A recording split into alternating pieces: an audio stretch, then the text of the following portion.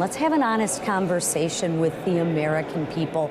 Listen, Biden's economic policies were so bad for the American people that he and his administration actually had to fudge and manipulate, and I would even argue lie about a lot of the data.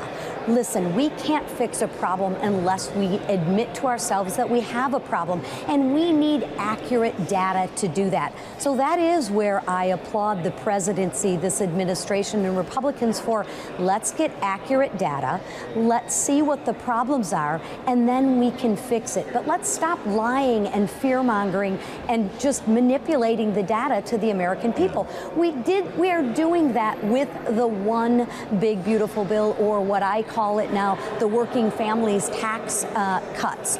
We are doing that. We are trying to jumpstart the economy, to bring manufacturing jobs back, but it is imperative that we have accurate data.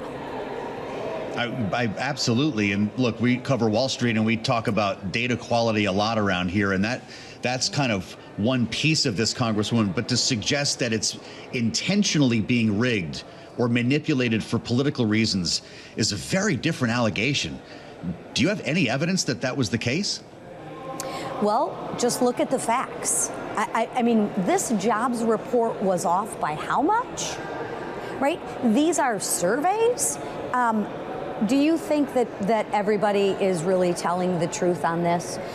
I doubt it, right? I doubt it. And for me, this is what the Democrats have done. But that would take a conspiracy to involve an entire agency, wouldn't it? I mean, I appreciate how far off these numbers were, and we have big problems with the response rate. But what's going on in that building that would put the rank and file on the same page as the commissioner in trying to conspire to rig economic data? All you have to do is look at the Democratic Party. They have no plan, no vision, and no leader. They don't deal in facts. They deal in hyperboles. They deal with what-if scenarios. Just be straight and be honest with the American people.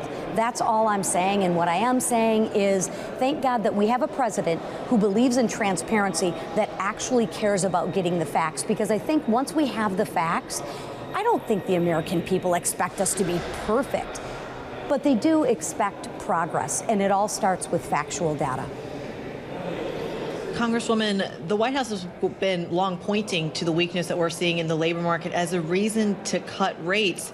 But the argument over at the Federal Reserve is that despite a weakening economy, which we've known for quite some time, the tariff policy coming out of the White House is ultimately muddying the waters. What do you say to that hesitation when it comes to addressing the weakness that we're seeing in the labor market? Well, I think we're actually trying to address the weaknesses in the labor markets that, the Democrats have left us with in the past 4 years with the Biden administration.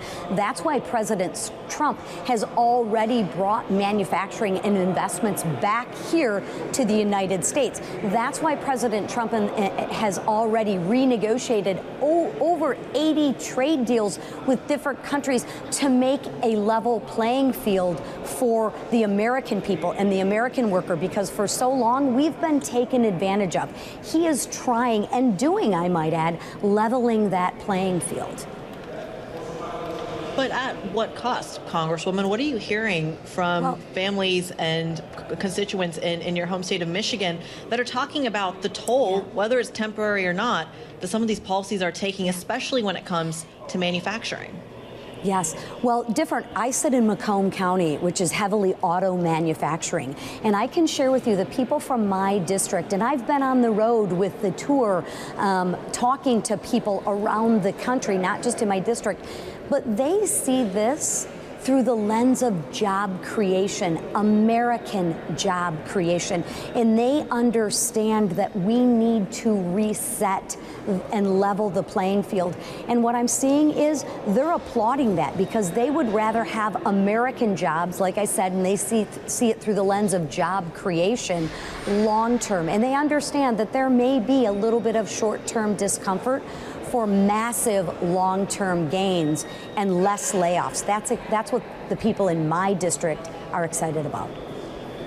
Congresswoman, you mentioned the president's big, beautiful bill and a bit of a rebranding. We're calling it now the Working Class Families Tax Cut Bill. The president had touched on this during the cabinet meeting. Why the rebranding? Are we having trouble selling it? What's the point of changing the name of the bill that every American seems to have on the tip of their tongues?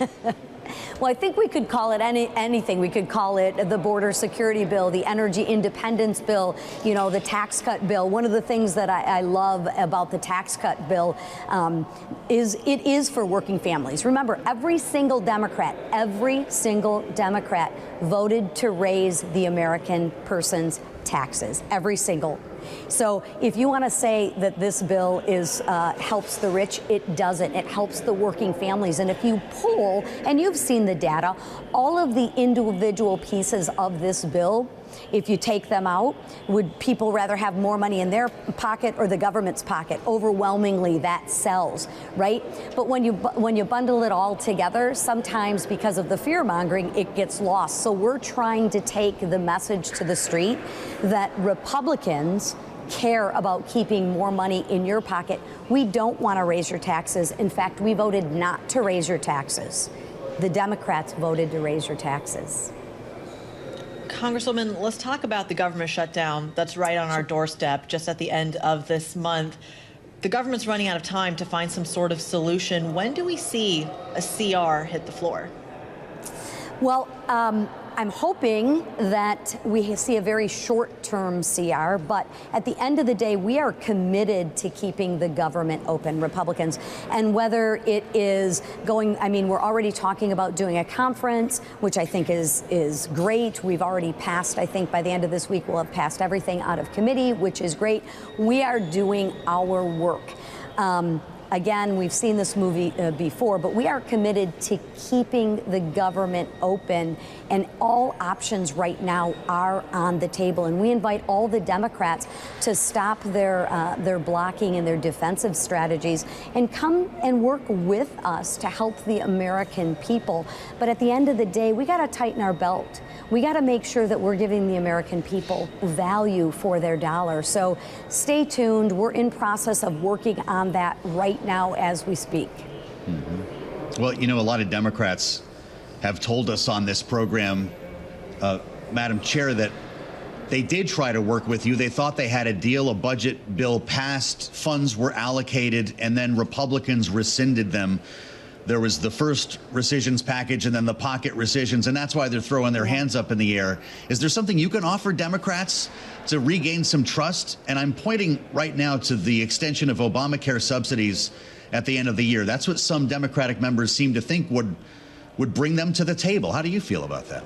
Yeah, we are exploring that. And we have a couple different factions, right? Medicaid and Medicare have expanded and grown so exponentially since 2019, right? With the expansion of Medicare, it's quite frankly a lot of money. And take a look at what happened in COVID, right? With all of these the tax credits, it just blew up. We've got to get a handle on both Medicaid and Medicare, because if we don't get a handle on it, eventually we're going to be forced to deal with it. And nobody, I think, wants that. I really and truly don't think anyone wants to deal with that when we're in a crisis situation. So I'm actually an optimist, believe it or not, by trade. I believe that we will come together and get the best, most conservative deal on the floor for the American people. But it is a negotiation. You do have to give and take a little bit, right? I'd love to get everything I want. It only happens when I'm with my husband. But we got to get to a better spot for the American people.